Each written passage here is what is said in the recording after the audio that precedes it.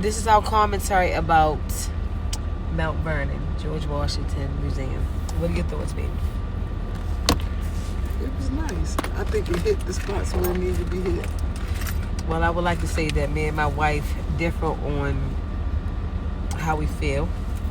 I did enjoy myself. I wish it was much more in depth with things. Like, it was more his home life. Like, yeah, his home life. Visited his house. Yeah, like they had a whole lot of areas in there dedicated to his what is it called? His dishes.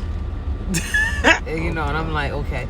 Now, like I mentioned in a prior video, my wife watches a lot. She's really into history, and she watched a documentary on him, and that's what ultimately led me to wanting to bring her here and find out more. I do know from watching a documentary that he had teeth from several of his slaves, which some was forcibly, and from other people. I don't know why they didn't talk about that. I'm really disturbed that they didn't talk about that. Why would they talk about his teeth in his home?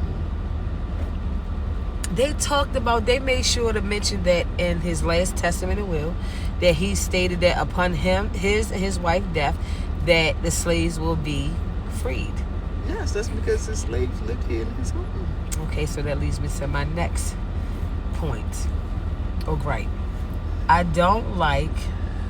Okay, I can't say that. Because me and my wife had a discussion about this, and she made sense when she said that. I made a statement that he wasn't a good person, and I feel like his wife, I wonder if she said how this isn't fair. Because, you know, they made a point to make sure to state that she helped the slaves. Some of the slave women need needling. But, and my wife, tell them what you said, baby. You can speak best for you. About when I was saying that I don't think he was a good person, and I think the wife should. I think that it was for their time. For the time that they was living in, they would have been considered of the standard slaveholders. Like, if you do your research on George Washington, like, he wasn't into punishing his slaves and doing things that other slaveholders was into at that time. So is it... They were into teaching slaves how to do new things. So is it safe to say that he wasn't really a bad person? He just lived how life was back then and lived under those conditions? Yeah, he lived in his home. And I do agree with that to a certain extent. And we also talked about how